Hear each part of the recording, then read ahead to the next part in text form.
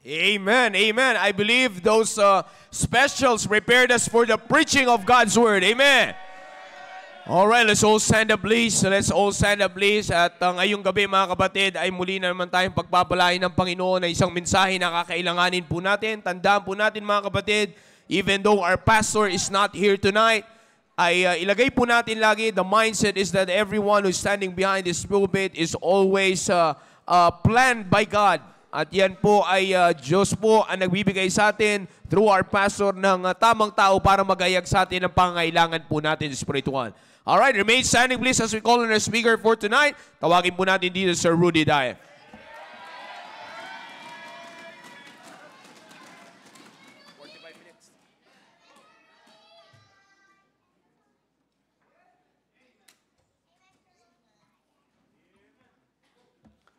Magandang gabi po sa atin lahat, mga kapatid. Amen. At isa muling maliwanag at malinaw na pagpapala ang kalagayan ko ngayon kung paano naging tapat ang Panginoon sa akin. At sa pagkakataong ito ay ebidensya na kung saan ang katapatan ng Panginoon ay patuloy na nangyayari sa buhay ng bawat isa. Amen? Though hindi po ako karapat-dapat, sabi ko nga, lahat ng bagay na nangyayari sa akin at anumang bagay na aking tinatangkilik, lahat po yan ay bunga po ng katapatan ng Panginoon. At hanggang sa ngayon, maniwala man kayo o hindi, ay patuloy na nagiging tapat ang Panginoon sa aking buhay. At muli, mga kapatid, hindi na tayo magpapalaot-laot. Itong pribilehiyong ito ay hindi ko sasayangin. Sabi nga ay biyaya lamang ng Panginoon. Salamat sa ating pastor na siyang nagbigay ng opportunity sa akin upang makapagsalita po sa inyo. At sasamantalahin ko po ito at aking dalangin na abutin ng salita ng Diyos ang kakulangan ng bawat isa spiritually. So mga kapatid, hayaan niyong buksan ang inyong mga Biblia mula sa aklat ng 1 Samuel. 1 Samuel, chapter number 12, in verse number 24.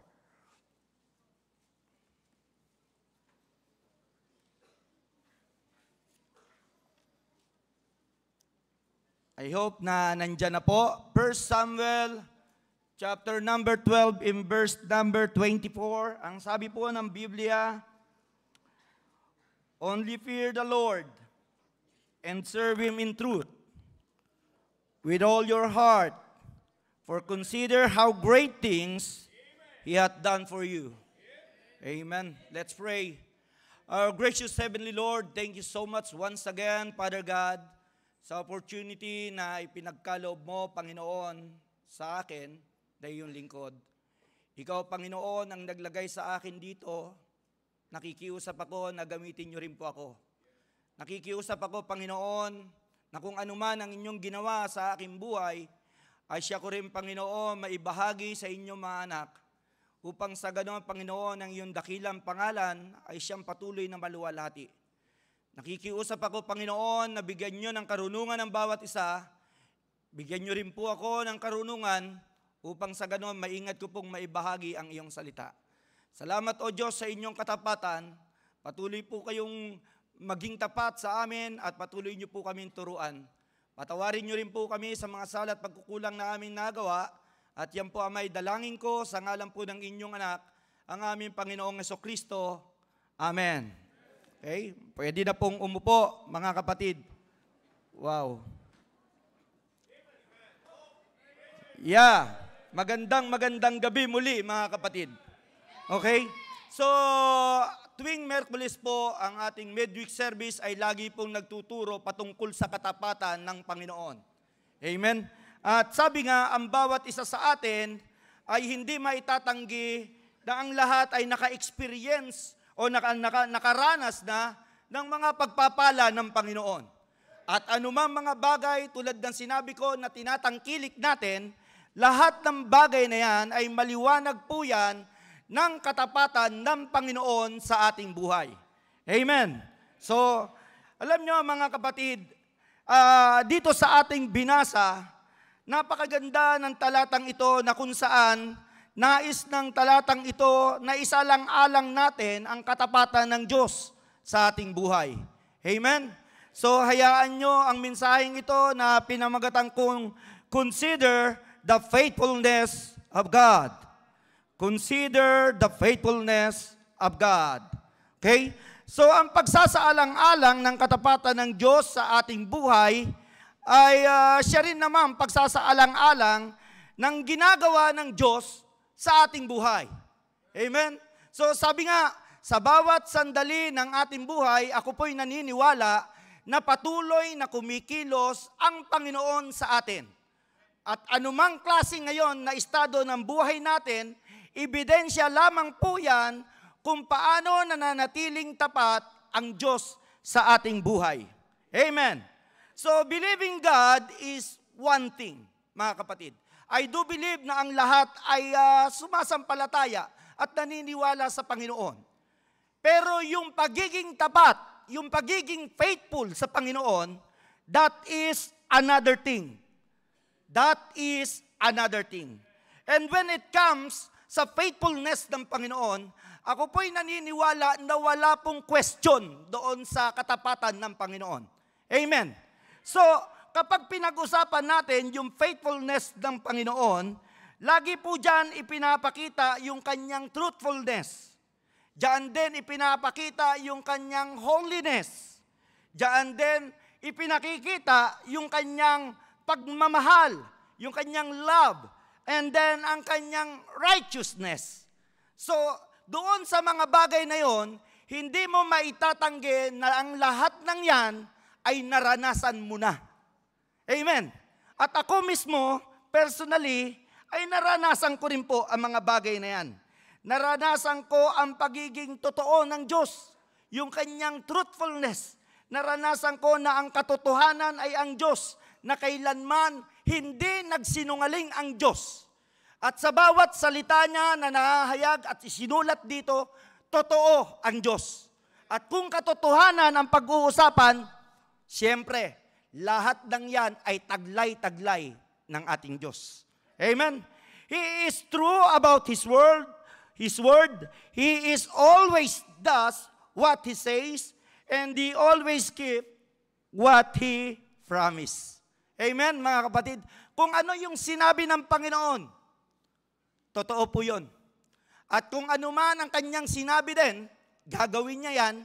At kung ano man ang kanyang sinabi, tutuparin niya yan. Kung ano man ang kanyang ipinangako. Kailanman hindi po nagkukulang ang Panginoon sa atin. Amen. Inom lang po.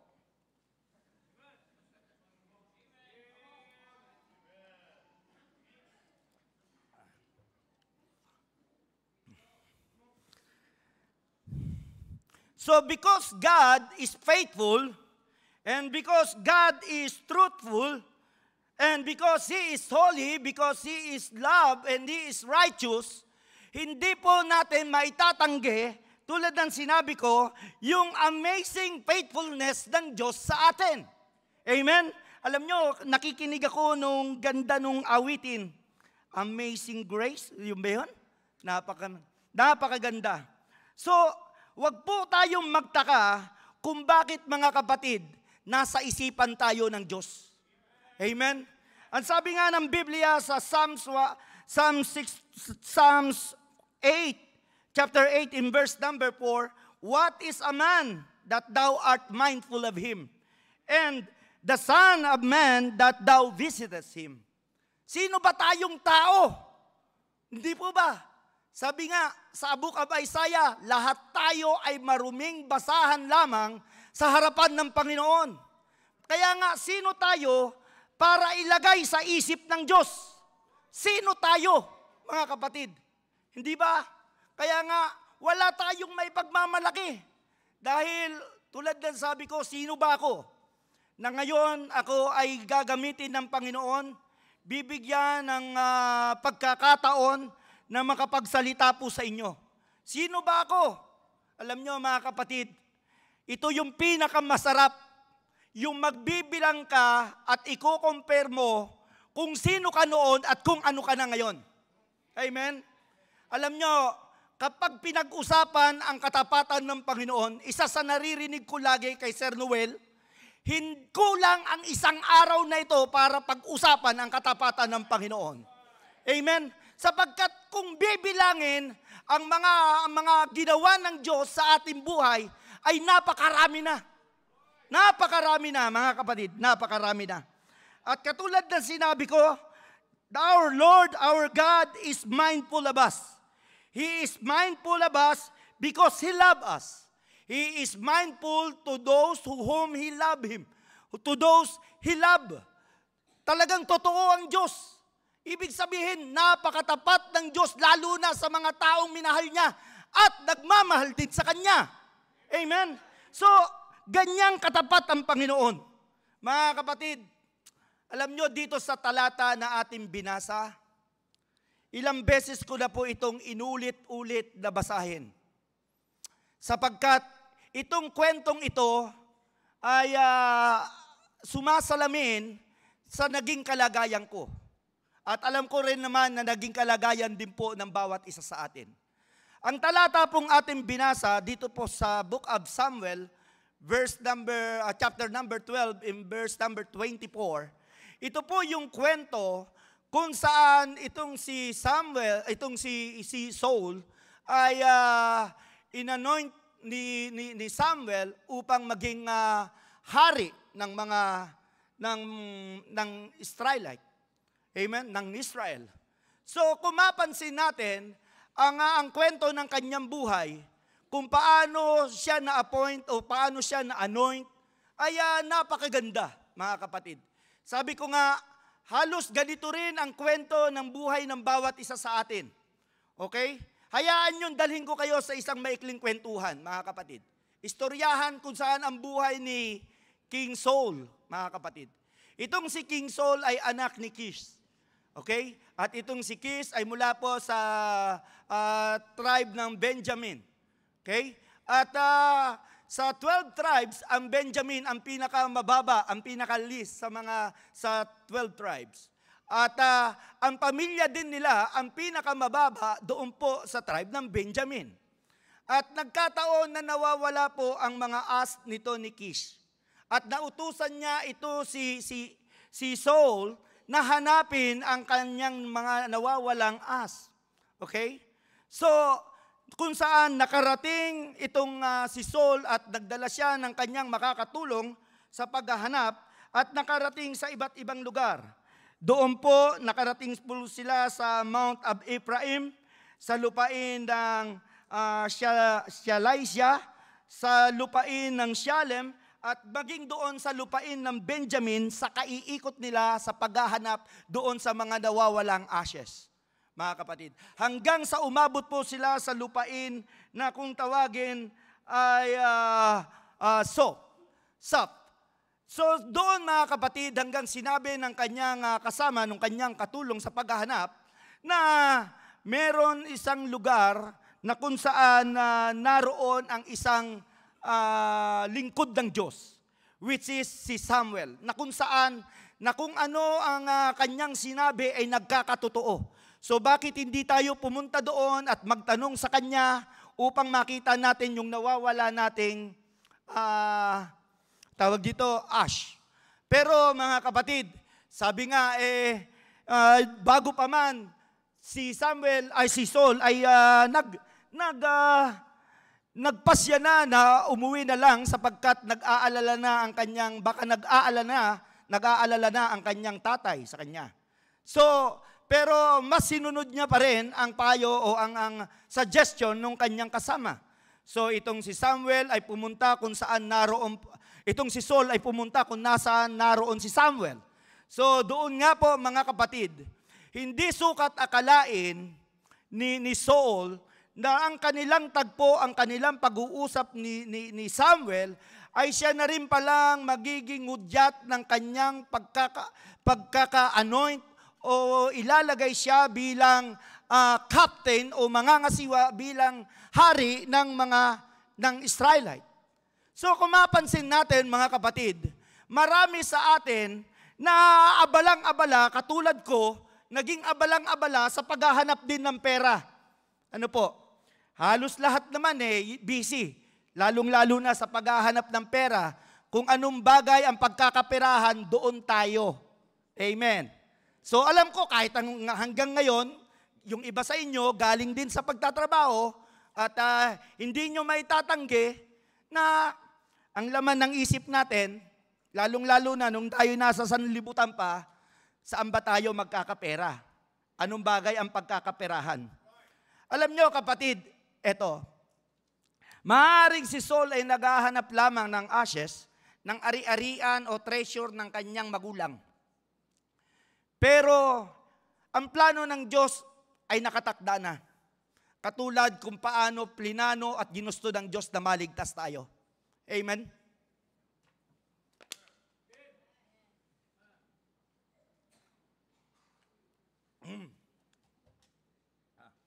Parang napapadalas ang pagkauhaw ko. So mga kapatid, iba ang plano ng Diyos. Katulad ko, way back 2006, July 9, 2006, nung dumaan ang isang manggagawa ng Panginoon, habang ako ay nagsusugal at umiinom doon sa isang sugalan. Hindi ko masasabi na yun na rin pala ang araw kung saan ako makakakilala sa Panginoon at tatanggap sa Panginoon bilang aking Panginoon at aking tagapagligtas. Sabi nga, maaaring yung iba sa atin, kung maririnig ninyo yung sa tuwing nagtetestimony rito, laging inuunang pasalamatan ang kaligtasan na kanilang tinanggap. Amen? Sapagkat tulad din ng sabi ni Pastor sa atin, wala nang hihigit pang pagpapala na ipinagkaloob ng Panginoon sa atin, maliban na lamang sa kaligtasan na tinanggap natin. Amen? So paano mo malilimutan ang isang bagay na napakalaki? So ang sabi ng Bible sa ating binasa, consider the great things that He hath done for us. The great things, mga kapatid. The great things. Meron pa bang hihigit sa kaligtasan mo? Meron pa bang hihigit na mismo ang Panginoon inalay niya ang buhay niya para sa atin? Sino ka para isipin ng Panginoon? Sino ka para laging isipin ng Panginoon? Mga kapatid, hindi tayo inisip ng Panginoon para pabayaan. Inisip tayo ng Panginoon upang pagpalain. Amen? So, ating tangkilikin o ating isalang-alang mga kapatid kung gaano naging katapat ang Panginoon sa ating buhay. Consider the great things that He hath done for us. Consider your salvation, mga kapatid. Consider your salvation. Sapagkat sabi nga, dito nagsimula ang lahat. Para sa inyo mga kapatid, para sa lahat, sa mga bisita namin, hindi po kami nagkaganito, hindi po ako nagkaganito ng ganun-ganun lang. Mga kapatid, ito po ay plinano ng Diyos. Ito po ay plano ng Diyos sa bawat isa sa atin. At ang lahat ng yan, sabi ko nga, bunga yan ng katapatan ng Diyos sa ating buhay. Amen. Wow. Consider, brother, the great things that He hath done for us. Amen. So, mga kapatid, sabi ko nga, consider your salvation. Hindi gawang biro ang iligtas ka. Hindi gawang biro. Napakalaking bagay niyan, mga kapatid, nang maligtas tayo. Amen? So, mga kapatid, tuloy ko lang.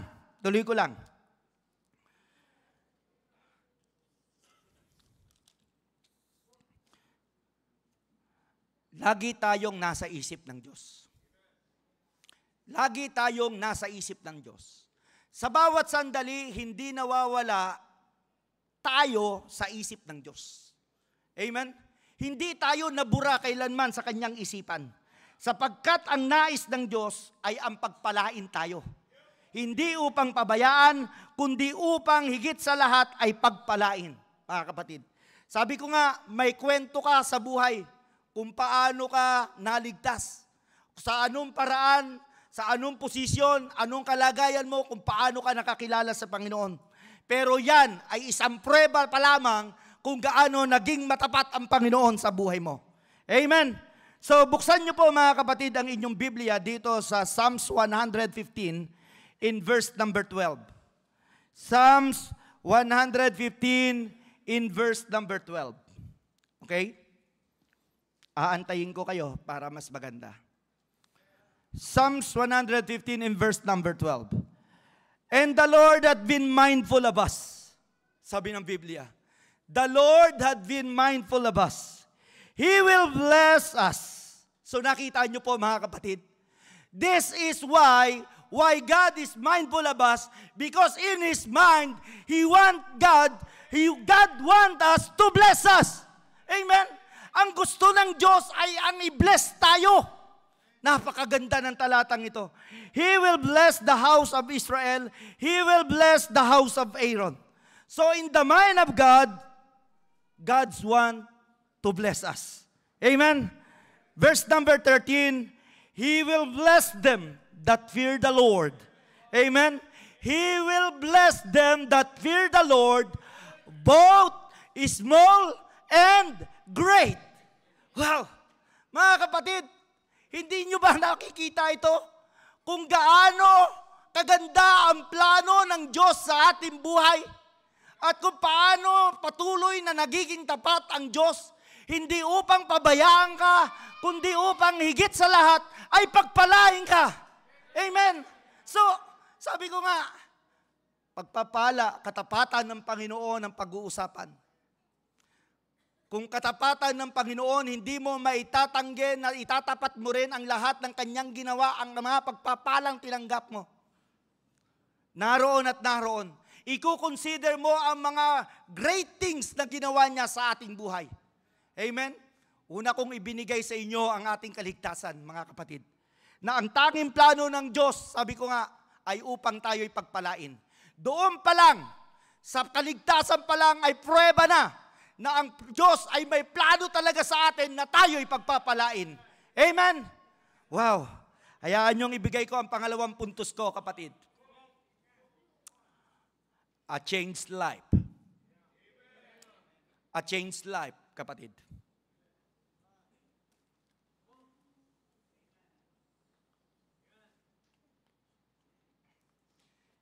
Great things ang pinag-uusapan natin. Lahat ng mga bagay na malalaking ginawa ng Panginoon sa ating buhay. Hindi po ako magbibilang ng pera, kundi ang binibilang ko po kung gaano kalaki ang ginawa ng Diyos sa aking buhay. Great things that He hath done for me. Mga kapatid, may lalaki pa rin ba sa pagbabago na ginawa ng Diyos sa ating buhay? Mismo sa akin, personal, kapatid. Kung bakit sinasabi ko, a changed life na nangyari mismo sa akin. Sino ba ako? Sino ba ako? Ako lamang ay isang sugarol. Ako lamang ay isang lasenggo na naabutan ng salita ng Diyos sa kalsada.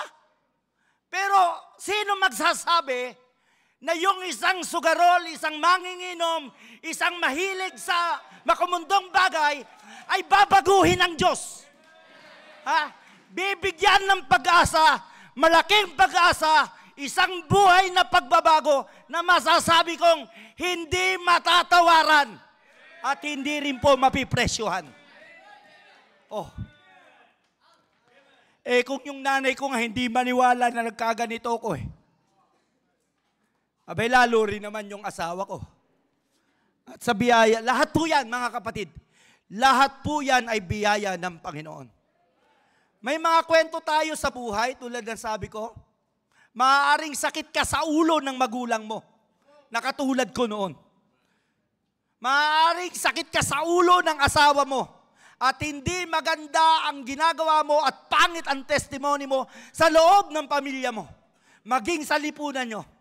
Pero kapatid, hindi mo matatawaran at mapipresyuhan na kapag ikaw ay naligtas, kalakip lagi ang pagbabago ng buhay.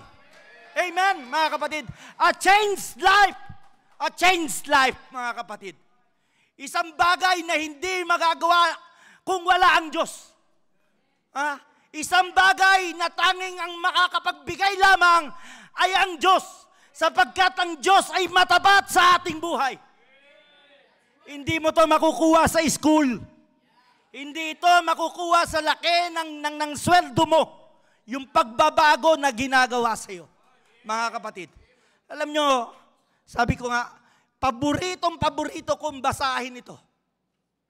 Sapagkat nakita ko kung paano binago ang buhay ni Saul. Mula sa simpleng mamamayan, pinaka-list doon sa kanilang tribo, at mula sa kanilang tribo, sila pa rin yung pinaka-list sa pamilya. Oh my goodness. Pero sino ka? Sino ako, mga kapatid? Para baguhin ang Panginoon. A changed life. Lahat yan ay available. Lahat ng yan ay available sa Panginoon. Mga kapatid, hindi maramot ang Diyos. Ang mahirap sa atin, material ang iniisip. Sa material nakatuon ang paningin. Mas madalas binibigyan ng pansin, mabigat pa ba ang bulsa mo? Tagilid pa ba ang lakad mo? Dahilan sa bigat ng laman ng bulsa mo?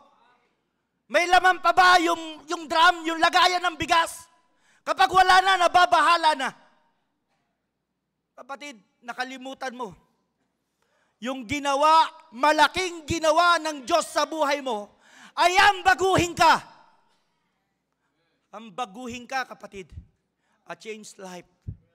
God, make me a new man. Bagong pagkatao, bagong puso sa bagong pagkatao. Wow! Bagong tao, bagong puso na inilagay ng Panginoon. Yung dating manginginom, yung dating punit-punit ang suot, pa Jeprox.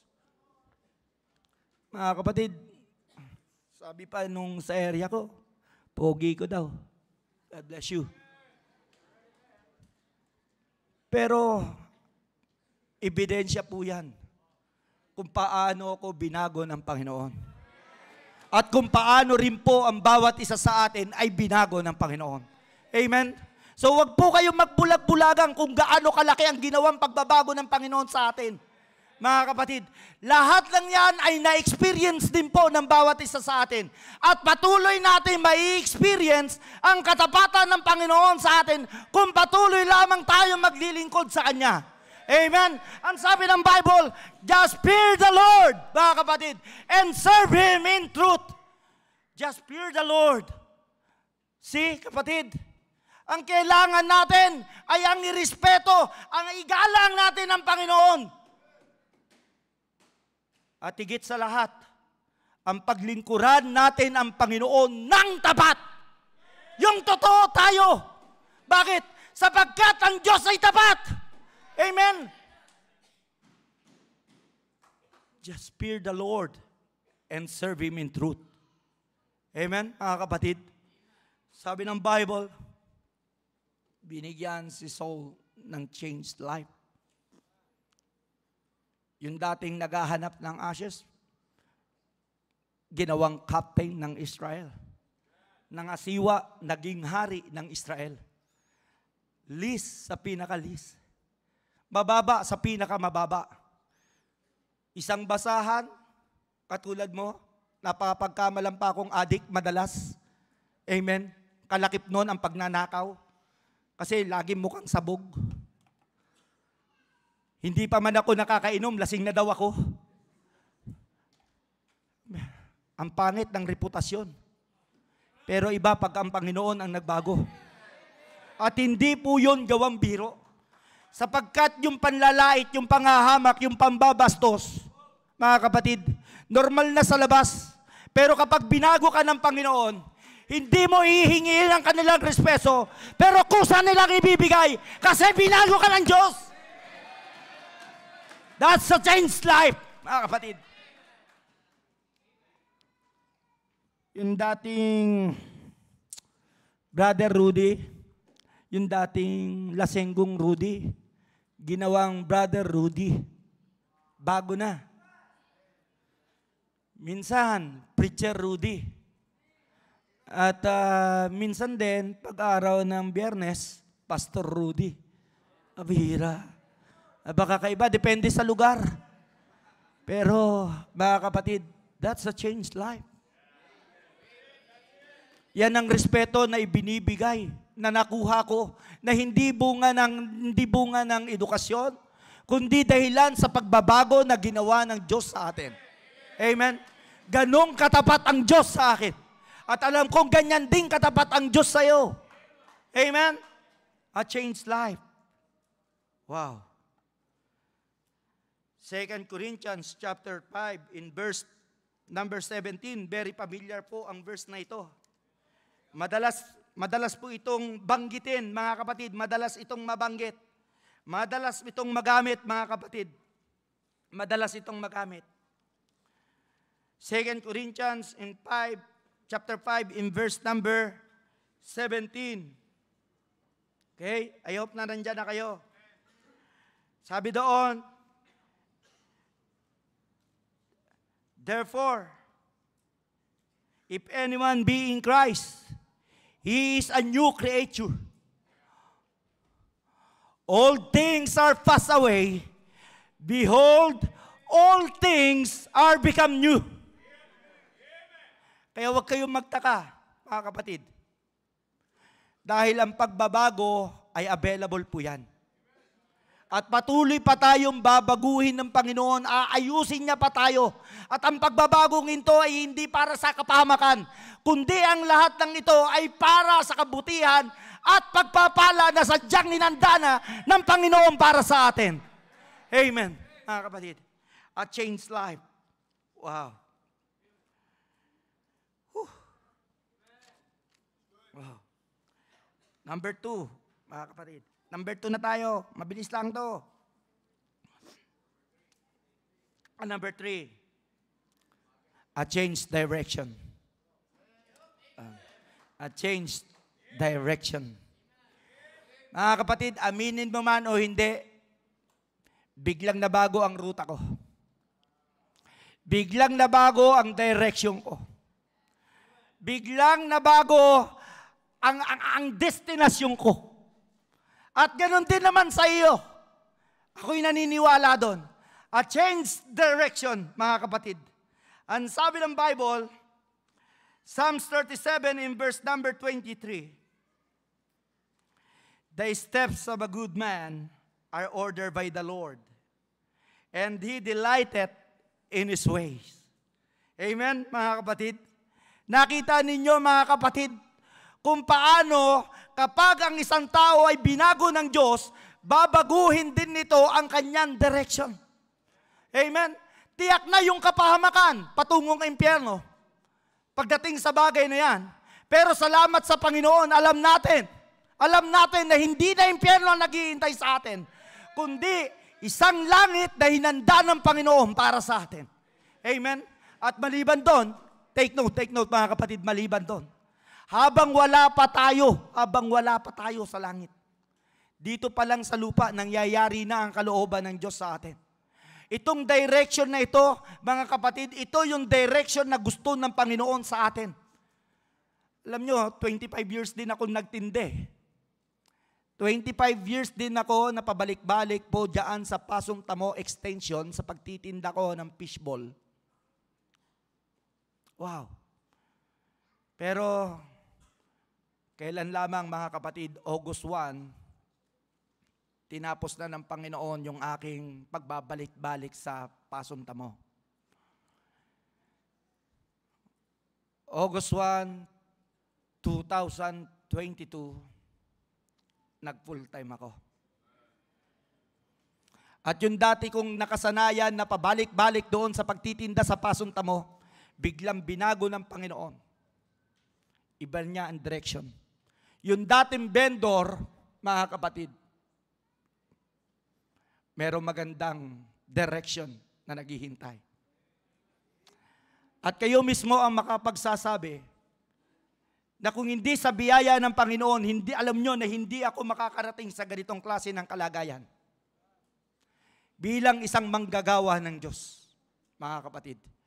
At yan yung isa sa ipinagpapasalamat ko sapagkat sa pagbabago na ginawa ng Panginoon, binago niya rin ang direksyon ko. Amen? Wow. Alam nyo mga kapatid, may klarong direction na hinanda ang Panginoon. May klarong destinasyon na patutunguhan ang isang taong ganap na nagtitiwala sa Panginoon. Tiyak yun mga kapatid. Sapagkat ang Diyos natin ay matapat. Mga kapatid, tulad ng sabi ko, consider God's faithfulness. Consider God's faithfulness. Mga kapatid, the way pag sinabi natin consider, pag tinagalog natin yan is alang-alang. We need to think for the better. Yan yung pag-iisip ng mas magandang pag-iisip para isaalang-alang mo bago mo pagawin ang mga bagay-bagay. I do believe mga kapatid, sabi ko nga, bawat tao gumagawa ng desisyon sa araw-araw. Naniniwala po ako doon. So bago ka naman sana gumawa ng desisyon, i-consider mo muna ang katapatan ng Panginoon sa iyong buhay. Amen? I-consider mo bago ka gumawa ng desisyon. Lalo na kung ang desisyon mo ay patras sa Panginoon. Papalayo sa Panginoon. I-consider mo, mga kapatid. I-consider mo ang mga great things na ginawa ng Diyos sa buhay mo. Hindi matutumbasan, mga kapatid. Kaligtasan mo, hindi matutumbasan yan. Walang hihigit dyan. At yung pagbabago ng buhay, na katulad ko ngayon, well, sabi ko nga, sino ba naman ako? Hindi mo maitatanggi, pati pamilya mo, ay makikinabang sa pagbabago na ginawa ng Diyos sa buhay mo. Amen? Sapagkat, wala ngayon yung asawa ko, wala ngayon dyan yung bunso ko, sapagkat nandoon sila sa mission trip. That is one of the gratefulness of our life, of our God. Hindi mo matatawaran ang bagay na yan. Wala sila, pero nasa gawain sila. Di po ba? Oh. Tanong ko sa iyo bilang magulang. Bilang magulang.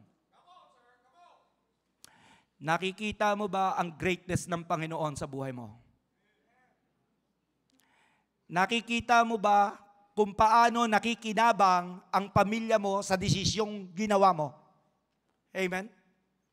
Nakikita mo ba kung paano binago ng Diyos mismo pati pamilya mo? Ha? Ngayon, magmamatigas ka pa? Ipagtitigasan mo pa ba yung mali? Hey, sa mga tatay, kinakausap ko kayo. Napakalaking responsibilidad ang nakaatas dito sa ating balikat. Napakalaki. Kaya wag po ninyong baliwalain. Kung wala kayong magandang plano sa inyong pamilya, napakalaking pananagutan yan. I-consider mo sana kung gaano naging matapat ang Panginoon sa buhay nyo. At kung bago ka pa man mag-isip ng pag-alis dito o pagtalikod sa Panginoon, i-consider mo muna ano man lahat ng kanyang ginawa sa buhay mo. Amen? Kailangan po natin i-consider ang mga bagay na yan. And then, sabi ko nga, dahil dyan, nagkaroon tayo ng changed life, mga kapatid. Binago rin yung direction natin with a clear destination sapagkat ganong katindi ang Panginoon sa atin. Ngayon, ang tanong, mga kapatid, ang Panginoon, matapat sa atin, walang question. Pero tayo ngayon, kamusta ang ating katapatan sa Panginoon? Mga kapatid, consider this. Our faithfulness is the reflection of our relationship with God. Amen? Yung ating faithfulness sa Panginoon, yan ang reflection kung gaano kaganda yung ating relasyon sa Panginoon. Amen? So, consider natin ang bagay na ito. Our faithfulness is the demonstration of our loyalty and trust in God's promise. Mga kapatid, kinukonsider nyo rin ba ang mga troubles, ang mga temptation na dinaanan natin sa buong buhay natin? Pero napansin nyo ba, mga kapatid, na walang trials o pagsubok na dinaanan tayo na hindi natin nalampasan, sapagkat naroon pa rin ang katapatan ng Panginoon sa ating buhay. Hindi po ba, mga kapatid? Wow. 1 Corinthians chapter 10 in verse number 13. 1 Corinthians chapter 10 in verse number 13. Ang sabi ng Biblia, there hath no temptation taken you, but such as in common to men. But God is faithful, who will not suffer you to be tempted above that ye are able, but will with the temptation also make a way to escape, that ye may be able to bear it. Napansin nyo ba, kapatid? Meron ba? Meron bang pagsubok na dinanas tayo na hindi natin nalampasan? Kapatid, kailanman hindi nagparanas ang Panginoon ng pagsubok sa atin na hindi natin kakayanin. Sapagkat ang Diyos ay matapat, kundi ang pagsubok na yan ay ibinigay ng Diyos upang lalo tayong magtiwala at patatagin ang ating pananampalataya sa Panginoon. Oh, kapatid, consider that. Sapagkat kung patuloy tayo magiging faithful sa ating Panginoon, mga kapatid, tulad ng sabi ko, it is the demonstration of our loyalty and trust in God's promise. Even we're facing adversity or temptation. So mga kapatid, makita natin na ganyang katapat ang Panginoon sa ating buhay. It shows how we strive to honor Him in all aspects of our life. Sa isip man, sa salita o sa gawa, ipinakikita natin, mga kapatid, ang katapatan natin sa Panginoon. So i-consider ninyo, mga kapatid, kung gaano katapat ang Panginoon sa ating buhay. Dahil hindi gawang biro ang mga bagay-bagay na Kanyang ginawa para sa atin upang patuloy tayong magtamasa at tangkilikin natin ang ganitong klaseng kalagayan. He is faithful. So consider, mga kapatid, isaalang-alang mo, mga kapatid, ang katapatan ng Diyos sa buhay mo. Amen? Thank you so much sa inyo, mga kapatid. Sabi ng Bible dito sa ating text na ginamit, mga kapatid, basahin ko lamang,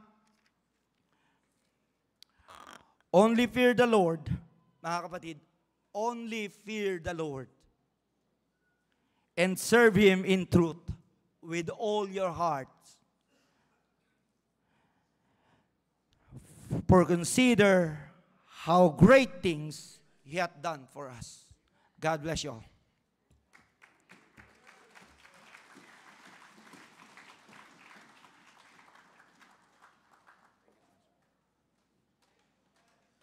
Let's all stand up, please.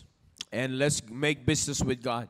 Alam po natin, mga kapatid, our own personal standing before the Lord pagdating sa katapatan ng Panginoon sa buhay natin. If God is so very faithful to us, kamusta ang faithfulness natin sa Diyos? Let's make business with God, brother and sisters. Let's be honest with God sa pagkakataon po na ito. And God knows the true condition of our hearts tonight.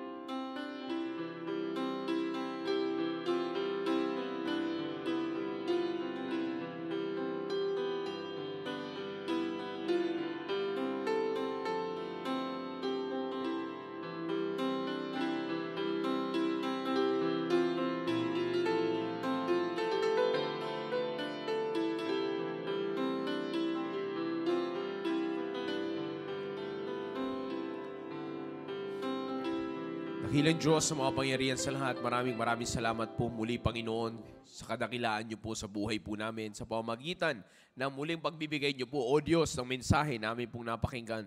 Salamat po sa paggamit niyo kay Sir Rudy, Panginoon.